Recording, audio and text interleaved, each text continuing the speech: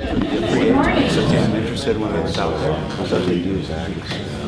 Well, I am Ann Storm, and I have had the privilege, along with Jim Singleton, to co-chair the presidential search for Whitworth University. As a result of this search, I am thrilled to announce, on behalf of the Board of Trustees, the appointment of Beck A as Whitworth University's 18th president. Beck has a remarkably impressive track record. He comes to us from Samford University in Birmingham, Alabama, and he is Dean of the Brock School of Business. He has led a transformation at Samford that led to the renaming of the School of Business.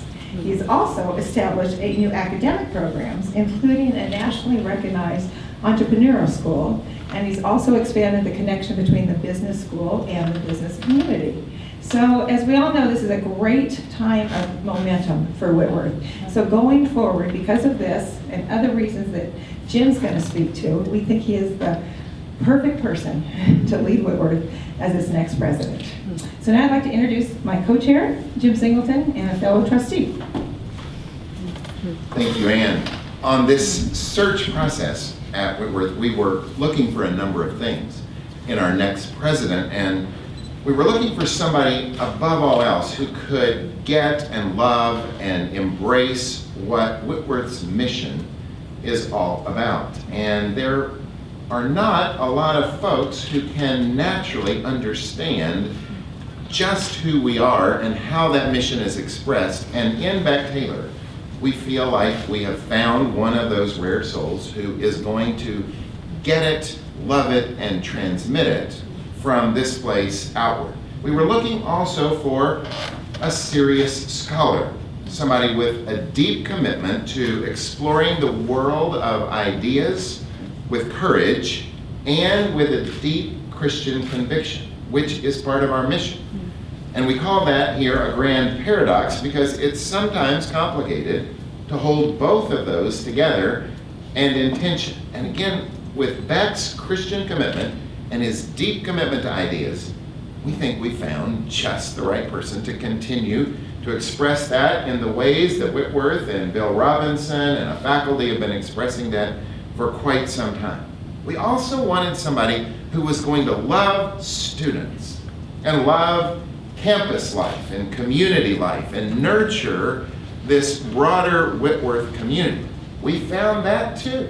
So we could not be more delighted in finding all of those things. And so we believe that's why we sensed that God was drawing this person, Beck A, to work in our midst.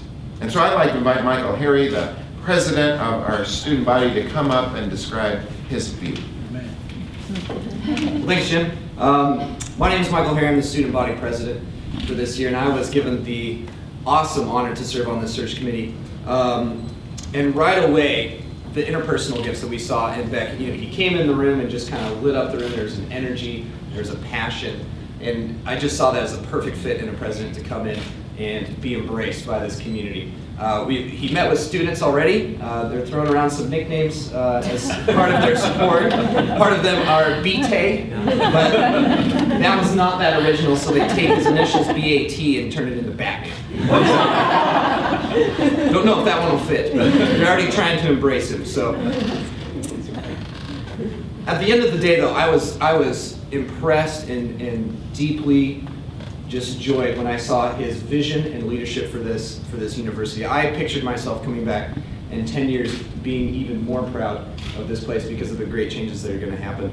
And I'm already stinking proud to be a pirate, and I know that having Beck with the reins here is going to be great. And so that is why I voted for Beck, and I think the students have really supported my vote in that. So it's been great. With that, I will turn it over to Bill Robinson. Well, nobody's more stinking proud of me. I'll tell you that right now. And it's kind of interesting because at this moment, I don't feel a lot different from all the rest of us in the room who just flat out love Whitworth. We love being a part of it. We love everything about this university. And so I enter into the same kind of joy as Michael and Ann and Jim because we found someone who will embrace our mission, articulate our mission in all of its distinctiveness, and someone who will just love our students and be loved by our students, allow our students to love back. That's been the richest part of this whole experience for Bonnie and me. So it's just thrilling. I got a wonderful email this morning from the president of Gonzaga, and he said, hope this is a good day for you. And I wrote him back, I said, this is an absolutely great day for Bonnie and me. So we're very excited. And this being our last year, we've heard a lot of things about the last 17 years and what we've done. And I'll tell you, I once heard a pitcher say about a rookie, a veteran pitcher say about a rookie, I would trade my past for his future. And here's how I feel about that. In a very real way, I am so excited about the future of Whitworth that I look forward to the past being a chapter, but the best chapter is the one that's about to be written. I feel that with all of my heart. Beck is a perfect person for this hour. He would be good for Whitworth at any time because of his love for the mission, his gifts, but right now, he's ideal. We knew what we needed. The search committee went out and found what we needed, and so all of us as a community could not be happier. And the other thing is that in the next president, we needed a spouse who would be strong and beautiful in every way. And we got one. Julie is strong and beautiful in every way. So we're delighted to have you here as well.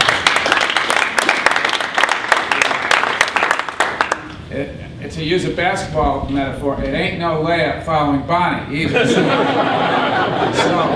But you're going to be great. You're going to be great. So I just want to express my delight with this choice, and also to say I don't really know who I am supposed to introduce after me because I failed to bring a copy of this. So if somebody can help me out right here. You sit down. Oh, I sit down. Well, it is my great honor to introduce to you the next president of Whitworth University, Dr. Beck A.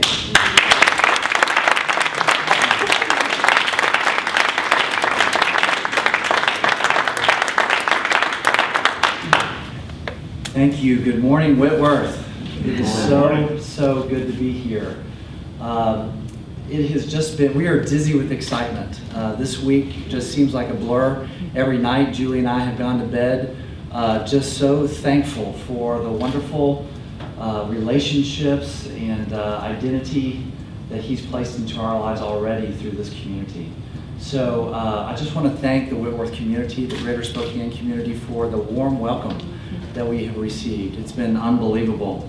I have already been contacted by so many in this community. In fact, over the last couple of mornings, I have enjoyed answering emails for a couple of hours each morning from students and faculty and staff and Spokane residents and alumni who have just been so gracious to invite Julie and me into your community.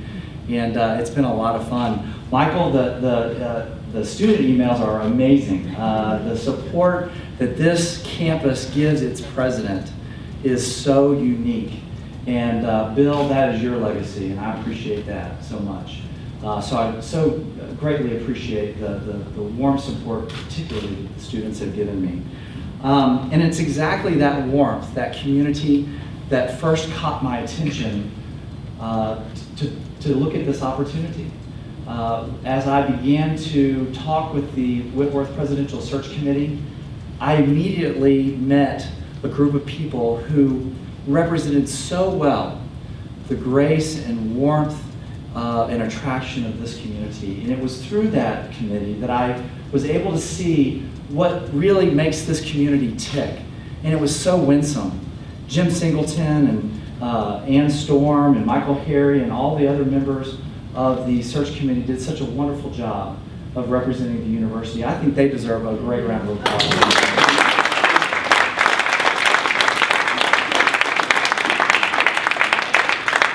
In fact, they did such a great job, I'm going to put them to work going forward. In fact, yesterday we spoke as a committee and nominee and just decided that we needed to keep this thing going. So I look forward to working with the search committee. Now I guess we'll call it the transition committee, to begin thinking about ways that we can be very intentional going forward as we come into the Whitworth community. I think the other thing, in addition to the wonderful community that attracted me so much to Whitworth, and certainly sold Julie and me on the idea of coming here, was Whitworth's distinctive mission. It is amazing how people around here talk about the mission that combines curiosity and conviction, one that combines academic strength through incredible students who are curious and bright and eager to learn, and faculty and staff who are ready to provide incredible learning environments for those students, but also one of deep conviction, conviction of an institution that holds to the centrality of Jesus Christ and to the authority of His Scripture, and thinks hard about how those two identities relate with one another. I'm persuaded that a university like Whitworth that thinks hard about how each of those identities, an academic institution and one that seeks to honor God and follow Christ, can strengthen the other.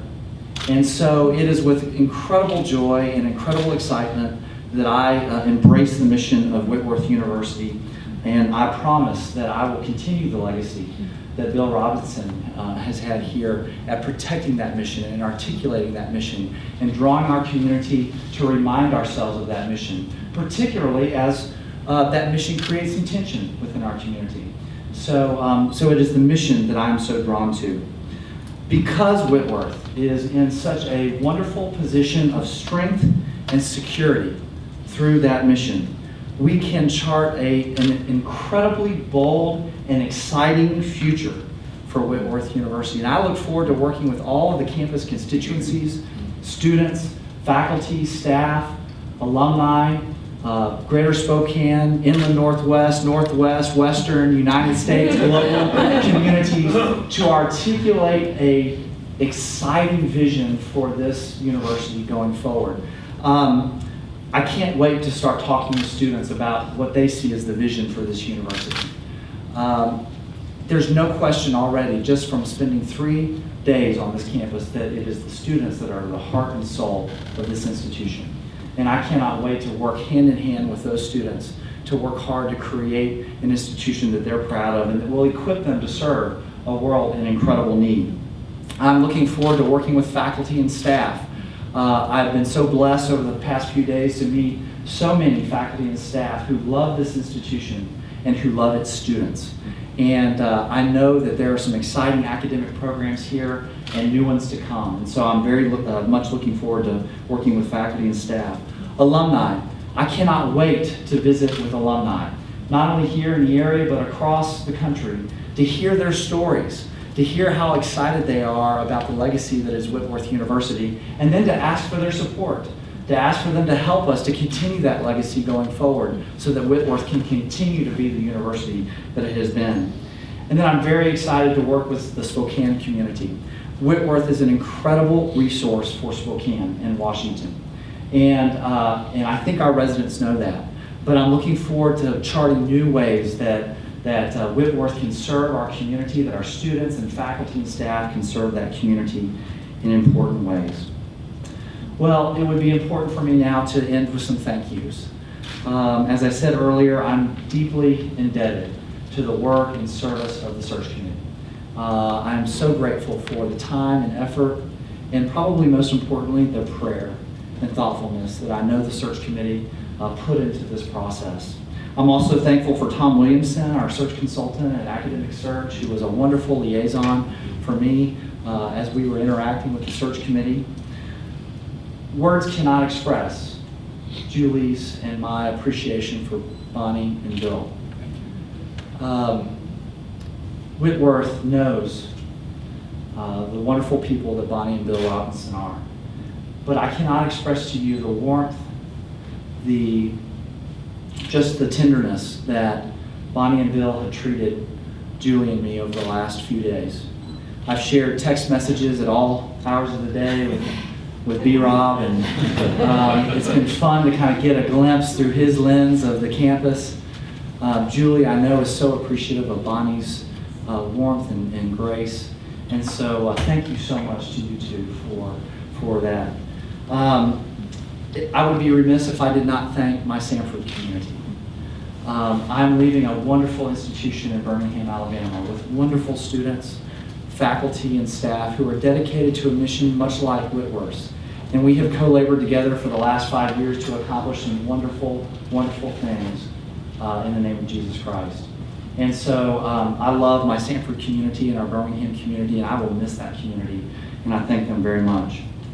And lastly, of course, I thank my family. Julie, thanks for going on this adventure with us. It has been such a blessing to see how God has brought Julie along in this process, has nurtured her, has cared for her, has given her her own identity in this process. And so for that, I'll forever be thankful. Thank you, Julie, for your support. And for our 3 children, Zachary, Lauren, and Chloe, who are watching, I hope, back in Birmingham. They are so excited to be Pirates. They are so excited to come and be a part of this community. I can't wait to bring them on campus. I can't wait for them to be involved in the life of this university. So as we return to our home in Birmingham tomorrow, I would ask humbly for your prayers. I would ask that you keep our family in your prayers as we begin the hard work of transition. I would also ask that you keep Whitworth University in your prayers as well, not just in the coming days and weeks and months, but throughout the year and the years to come, as this university continues to strive to honor God, to follow Christ, and to equip our students to go out and serve a world that needs them. Thank you very much. Thank you.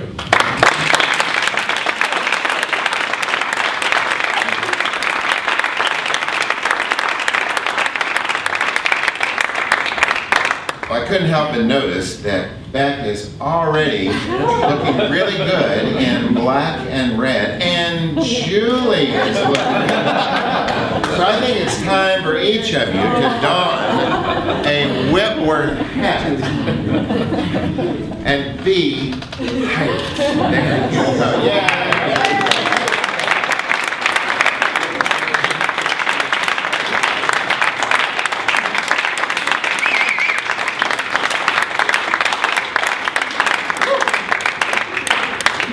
Well, I thought I would just see if there are questions you would love to ask in this context, so you can hear Beck refer to particular things from anyone in the room. And I'll just kind of moderate, and Beck will answer the questions.